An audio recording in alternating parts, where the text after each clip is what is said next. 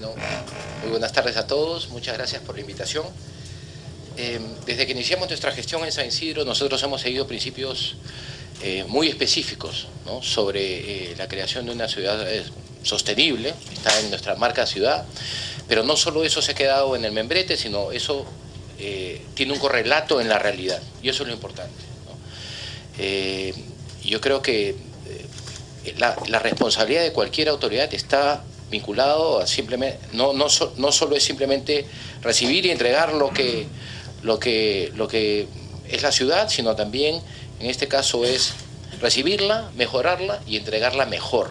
Porque lo que tiene que suceder es que las ciudades tienen que dar las condiciones de calidad de vida y bienestar, no solo para las generaciones actuales, sino para las futuras generaciones. Si no comenzamos a tener un objetivo claro hacia dónde tienen que ir las ciudades que cada vez van a albergar a más personas, vamos a fracasar como autoridades, vamos a fracasar como comunidad y vamos a fracasar como sociedad. Entonces, yo creo que el tema de los ODS es muy importante porque plantean ese reto, ¿no?, ese reto de transformación y ese reto de reforma que lo hemos iniciado en San Isidro. Y ahora vamos a pasar a la presentación. ¿No? Una de las cosas que está sucediendo mucho en nuestra ciudad y en nuestra comunidad es que hay mucho para pocos y poco para muchos. ¿Cómo se traduce esto? Por ejemplo, ¿no?, si vemos los temas de transporte público, de transporte en general, ¿no?, cómo está diseñada la ciudad, ¿no? Ahí podemos ver en esa gráfica donde la ciudad, y esto ha sido una tendencia que se arrastra del siglo pasado, ha sido diseñada para el automóvil, ¿no?, un elemento contaminante, generador de riesgos, generador de ruidos molestos, y el transporte público ha quedado relegado, ¿no? Cuando al contrario, lo que debería incentivarse es el transporte público, sabiendo que el 85% de los viajes que se realiza en nuestra ciudad están vinculados al transporte público y solo un 15% al auto privado. ¿Y qué es lo que ha venido sucediendo? Es que los recursos presupuestales han estado siendo orientados hacia darle los beneficios a una minoría, al auto privado, cuando ha debido incentivarse mucho más el transporte público, modernizándolo, haciéndolo seguro, haciéndolo de calidad, para que más personas tengan acceso a él en buenas condiciones. Eso, obviamente, mejorando la calidad de vida de las personas, y también eso tiene un correlato en el hecho de reducir la presencia de elementos contaminantes en la ciudad, como lo es el auto privado, que de una u otra manera, si ven la gráfica, está plasmado ahí que hay un auto, una persona, y eso es una fotografía usual dentro de nuestra ciudad, dentro de San Isidro o cualquier otro distrito, y el transporte público relegado a un muy bajo nivel de inversión y de mejoramiento. Por otro lado, también una de las cosas que usualmente pasa es que hay muchas ideas, pero no se llegan a concretar, y otras que siendo ejecutadas carecen de cualquier tipo de concepto o idea, ¿no? Las ciudades no pueden construirse sin conceptos, sin ideas, y eso es lo que ha generado también una distorsión en cómo muchas ciudades se han venido manejando, en el sentido de que no ha habido una carga conceptual ni tampoco una línea de desarrollo clara para las autoridades, ¿no? Entonces hemos ido entre estos dos extremos, y al final de cuentas lo que se necesita es una mezcla de los dos, ¿no? Ideas y proyectos y obras. Entonces, ¿qué es lo que ha pasado con este tema, ¿no? Es que se ha venido afectando la calidad de vida de las personas. Entonces ahí tenemos una foto, una gráfica también que es usual, donde hay una obra de infraestructura vial dura, como se conoce, ¿no?, que trata de resolver un problema, en este caso la congestión vehicular. Se destinan mucha cantidad de recursos públicos, pero el efecto es prácticamente nulo, porque sigue generándose congestión vehicular, sigue induciéndose la demanda del automóvil, y lo que estamos tratando de resolver no se resuelve, ¿no? Entonces se crea una suerte de ilusión, de espejismo, y eso es justamente lo que se tiene que evitar. Los recursos tienen, digamos, no por generar grandes obras se solucionan los problemas. Digamos, nosotros en San Isidro lo que hacemos es básicamente generar obras de bajo presupuesto, pero de gran impacto, ¿no? Y que tengan una consonancia justamente con elevar la calidad de vida de las personas y también proteger el medio ambiente. Bueno, esto sigue siendo la idea que está subyacente. Y aquí tenemos otro ejemplo, ¿no? Respecto al tema del agua. Hay mucho para pocos y poco para muchos, ¿no? Y esta es una escena normal, ¿no? Donde ya sabemos que en la ciudad de Lima hay 1 millón de personas que no cuentan con agua, 2 millones que cuentan con agua parcialmente, ¿no? Pero por el otro lado tenemos que también hay hábitos donde se desperdicia el agua, ¿no? Y eso es lo que tiene que cambiar, ¿no? El servicio público de agua tiene que ser equilibrado y llegar a todos, pero tampoco pueden haber abusos, y aquí es lo que vemos los dos extremos, ¿no? Lamentablemente mi distrito no es un ejemplo de buenas prácticas de consumo de agua.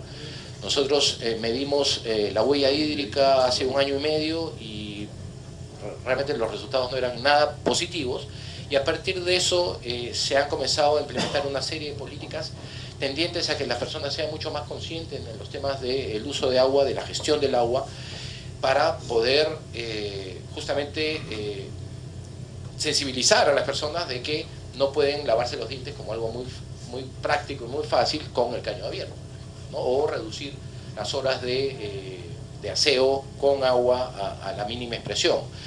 Y por otro lado también hemos entrado en un proceso también de reuso del agua para poder crear nuevos espacios públicos y nuevas áreas verdes en el distrito. Y hace unas semanas anunciamos que estamos recuperando la parte costera de San Isidro en la parte inferior, donde estamos recuperando 25.000 metros cuadrados de áreas verdes y también con arborizado. Pero la pregunta que me hacían muchos es, ¿y cómo van a regar todo eso, ¿no? Porque el Gras consume mucho agua. ¿Qué es lo que estaba pasando?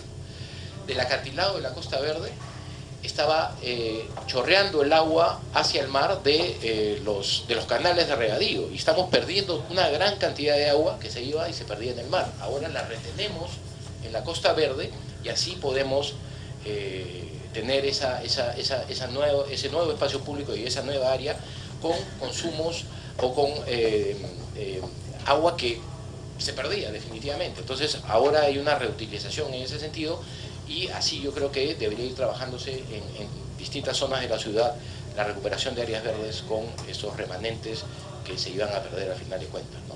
Entonces esto, como digo, es una escena muy común. Yo quería decir, digamos, en esta presentación muy gráfico para que vean justamente los extremos y las situaciones que se viven, ¿no? Por otro lado, también sabemos que el promedio en otras zonas de la ciudad del uso de agua es 2 litros por persona, ¿no?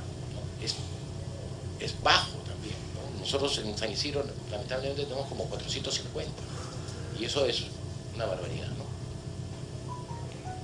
Por otro lado, si queremos recuperar la ciudad, tenemos que recuperar los espacios públicos, ¿no? Y esto también es una escena muy usual en nuestros espacios públicos, donde el espacio público está vedado y limitado a las personas. Nosotros, desde que entramos al distrito, hemos justamente promovido el espacio público como un entorno de respeto, tolerancia, de participación y de democracia, y esto es justamente uno de los temas que nosotros inmediatamente dijimos, esto tiene que parar aquí, ¿no? Entonces, obviamente, el proceso de recuperación de espacio público no es rápido, hay algunas medidas que se pueden hacer rápido, pero son procesos que se tienen que iniciar, porque el espacio público es de la comunidad, no es de un ciudadano en particular o de un vecino en particular o de grupos que se apropian de lo público como si fuese privado, ¿no? Y eso es básicamente una de las políticas públicas que nosotros comenzamos a revertir de manera inmediata cuando entramos a la gestión. Por otro lado, también la recuperación del espacio público tiene que ver mucho con la seguridad ciudadana, y eso yo creo que es un eje que se ha dejado de lado.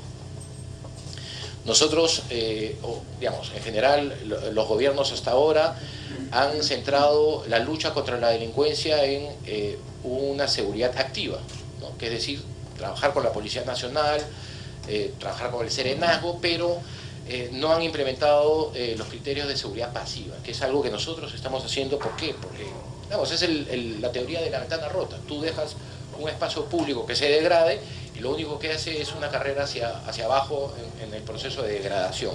Eso obviamente genera que la comunidad ni los ojos de las personas y los ciudadanos en la calle estén presentes. ¿Y quién se instala ahí? La delincuencia, ¿no? Entonces, en esa gráfica podemos ver cuál es el proceso de recuperación de la calle, cuál es el proceso de recuperación del espacio público y, por supuesto, en un entorno degradado se instala la delincuencia. Y a medida que ese entorno mejora, inmediatamente es ocupado por las personas, por los ciudadanos y por los vecinos que tienen ya un sentido de propiedad sobre ese, en el buen sentido, sobre ese espacio, lo cuidan y lo protegen, ¿no? Y así es que van desplazando a la delincuencia hacia, o se va eliminando la delincuencia. Y, por ejemplo, nosotros tenemos uno de los casos donde recuperamos un espacio público eliminando una cochera pública, un estacionamiento público, en uno de los límites del distrito, donde hoy día ya hay una plaza pública, pero cuando nosotros conversamos con los vecinos de esa zona, cuando estaba el estacionamiento, un estacionamiento para 85 automóviles, donde había mafias de estacionamientos, mafias de lavadores de autos, y era un sitio completamente degradado, lo que pedían era serenazgo, lo que pedían era policía, ¿no? Una vez que reconvertimos el espacio en un verdadero espacio público donde se veía y digamos, se ha recuperado el espacio público para las personas y el vecindario, ya las demandas cambiaron por completo. Ya no era serenazgo, ya no era policía, sino quería un gimnasio, ¿no? Entonces ahí ves que esos procesos de recuperación son un gana-gana, ¿no? ¿Por qué? Porque la comunidad gana con un mejor espacio público. Desde el punto de vista de la municipalidad, plasma su concepto de ciudad de manera concreta, las ideas las transforma en obras beneficiosas para todos y todos viven mejor. Entonces, si no seguimos criterios de desarrollo sostenible, lo único que estamos haciendo, y eso creo que es un patrón que tiene que cambiar, es lo que estamos promoviendo es pan para hoy, hambre para mañana. Si no promovemos el desarrollo sostenible, estamos hablando de esos criterios populistas, clientelistas que nos han dejado una ciudad como la que estamos viviendo ahora. Y eso tiene que cambiar a partir de estos objetivos que yo los endoso completamente. Muchas gracias.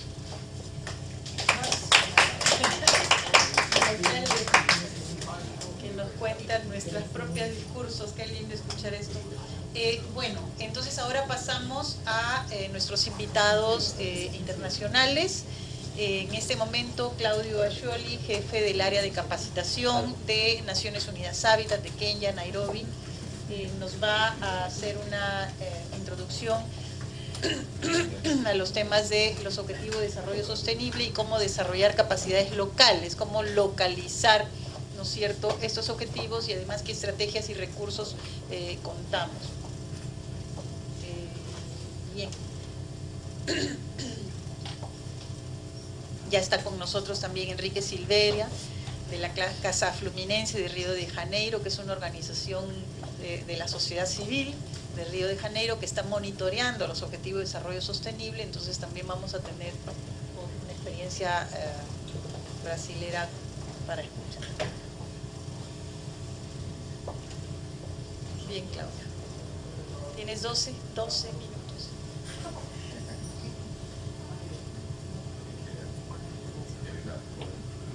Voy a ir a hacer.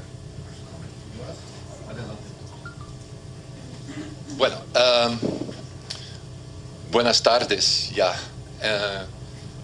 En nombre de ONU Habitat, en mi nombre personal, agradezco mucho por la invitación para venir acá y compartir con ustedes este tema tan importante que es el desarrollo sostenible urbano en nuestro caso, que es la agencia ONU Habitat, que está responsable dentro de la familia de las Naciones Unidas por las ciudades, las aglomeraciones urbanas y el futuro urbano de nuestro planeta. La presentación que voy a compartir con ustedes es corta y voy a enfocar directamente en el Objetivo de Desarrollo Sostenible 11, que dice lo siguiente: lograr que la ciudad y los asentamientos humanos sean inclusivos, seguros, resilientes y sostenibles.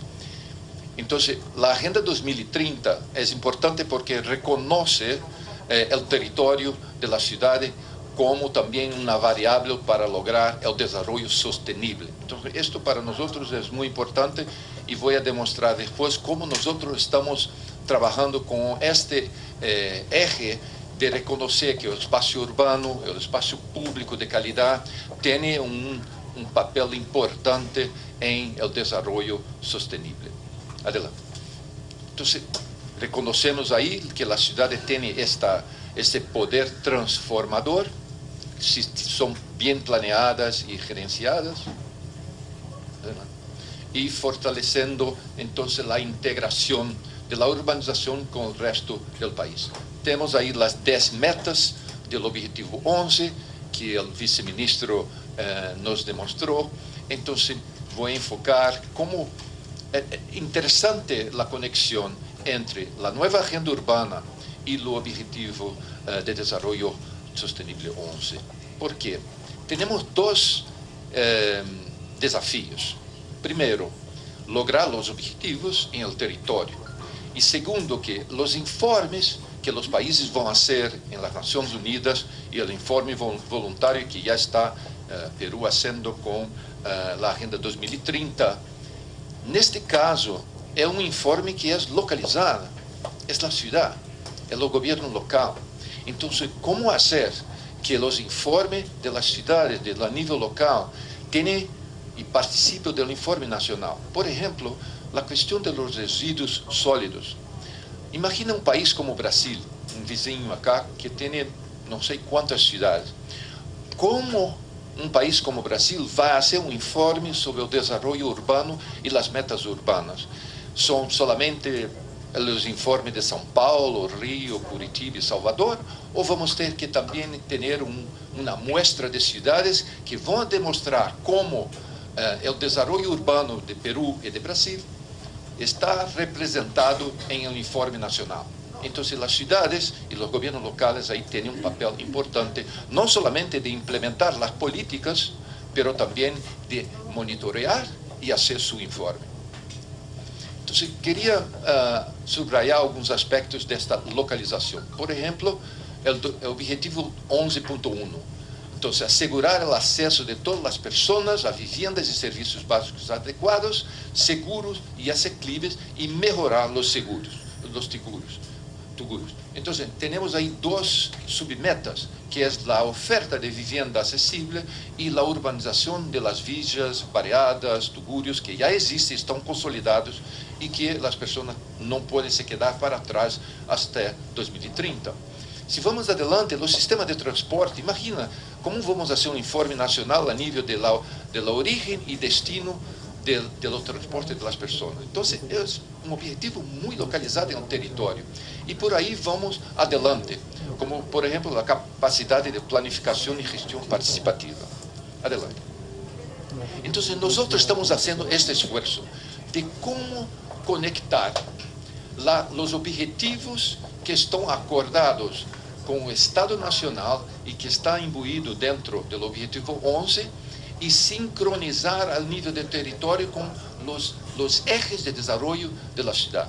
Porque un gobierno, un alcalde, como el señor acaba de mostrar, tiene sus propias políticas y estrategias y es un territorio donde tiene la jurisdicción y donde el ciudadano está muy perto y ahí demandando servicios con sus derechos y obligaciones también, y el gobierno municipal con sus obligaciones de tener la seguridad, un espacio público de calidad, el ordenamiento territorial, y por ahí vamos. Entonces, esto es un esfuerzo que estamos haciendo, localizar la nueva agenda urbana. ¿Cómo hacerlo? Entonces, tenemos ahí una serie de compromisos, y ahí tenemos un marco de acción para la implementación de la nueva agenda urbana, que está acordada por varios países miembros, que habla de las políticas urbanas nacionales, un marco urbano legal, la integración de la planificación y diseño urbano, el financiamiento, la provisión de servicios, la provisión de vivienda adecuada, y por ahí vamos. Entonces, ¿cómo sincronizar estos compromisos, que son compromisos nacionales, globales y de los gobiernos nacionales, con las estrategias de desarrollo a nivel del territorio? Entonces, hay una relación muy fuerte e nós estamos falando de sincronizar, de bajar al nível do território. Então, é o desenvolvimento estratégico da cidade. E aí falamos de vários temas que o vice-ministro falou, que o alcalde falou. Por exemplo, a qualidade de espaço público, os resíduos sólidos. Algumas cidades estão com um problema sério de capacidade para não somente coletar o resíduo sólido, mas também tratá-lo de uma forma sustentável. Então, é um tema territorial que os alcaldes estão aí com seu dolor de cabeça. A questão da provisão de terra urbanizada, então inversões em infraestrutura e criar um sistema integrado com uma visão estratégica que em 2030 vamos ter esta cidade que desejamos, uma cidade segura, com qualidade de vida, onde as pessoas têm acesso a uma vivenda adequada, onde se sentem que podem progredir e cumprir com sua missão dentro da sociedade. Então, há vários elementos da nova agenda urbana que identificamos. Então, por exemplo, vamos ver o objetivo 11.1, garantizar o acesso de todos a uma vivenda adequada e ter os serviços, que é suelo urbanizado, e também regularizar, urbanizar, melhorar os assentamentos informais. A nova agenda urbana habla de 3 grandes elementos: os programas, políticas e projetos que se vão a uma escala de prover vivendas novas com diversidade de soluções. Temos a questão do financiamento da infraestrutura básica para ofertar suelo urbanizado a uma escala e asequible a los diferentes grupos econômicos da sociedade, e os programas em escala de urbanização e regularização, melhorias barrial, bueno, temos vários nomes. Então, aí 4 temas: a escala, a diversificação de soluções e a articulação nacional-local. Porque algumas dessas políticas são políticas nacionais, pelos municípios cada vez mais estão assumindo seu protagonismo de política municipal, porque detêm na função e responsabilidade do território e oferta de suelo, e a gestão do território. E a capacidade. O que estamos descobrindo muito é que muitas cidades querem fazer muito, mas não têm a capacidade institucional e de recursos humanos e técnicos para fazer frente com estas demandas que são enormes. Então, há que combinar também a questão da capacitação e fortalecimento institucional das instituições de los diferentes níveis que têm aí um papel. Adelante.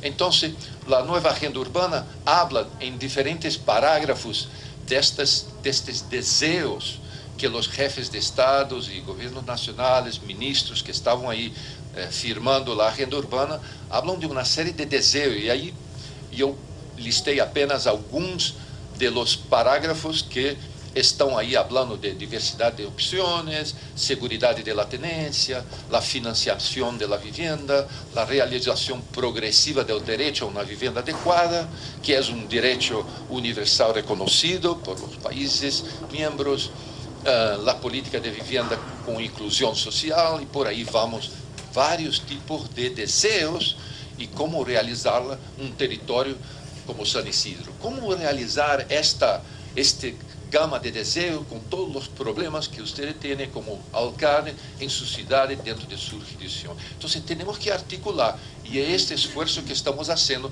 de articular as 2 escalas. Adelante. Então, o que estamos fazendo como ONU Habitat? Creio que é o próximo slide. Adelante. Então, o que estamos fazendo? Este é um esforço que estamos desenvolvendo como agência de ONU. Adelante. Então, temos aí, somos responsáveis, ou como se diz em lo jargão de los estatísticos que estão funcionando, temos a custódia de uma série de indicadores do objetivo 11. Então, o que significa isso? Que somos responsáveis por fazer toda a cooperação técnica, todo o desenvolvimento de metodologia, a capacitação e a coleta de dados e definição de los indicadores. Então, vários destas metas do objetivo 11 temos a custódia. Adelante. E então temos uma iniciativa, que é a iniciativa de cidades prósperas, onde utilizamos o índice de prosperidade urbana como una herramienta para manusear y trabajar con los indicadores urbanos.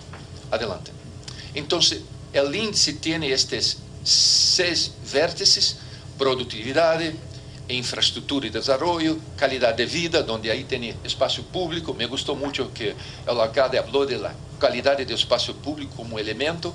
Voy a demostrar que el espacio público por la primera vez está incluido en una agenda de desarrollo urbano sostenible, porque descubrimos con datos muy rigurosos que ciudades que tienen un alto nivel de conectividad vial y ofertan un espacio público de calidad accesible para todos, logran tener índice de prosperidad alto.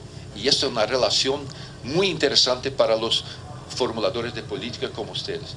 Y entonces tenemos aquí los subíndices, que son 23, donde ustedes pueden ver, por ejemplo, en la calidad de vida, los espacios públicos. Entonces, por la primera vez tenemos la cuestión del territorio dentro de la agenda de desarrollo sostenible. Adelante. Entonces, ahí tenemos el resultado. No sé si consiguen ver ahí, porque es Lima y Quito. Entonces, la pregunta que podemos hacer: ¿qué hace para, por ejemplo, en la cuestión de calidad de vida?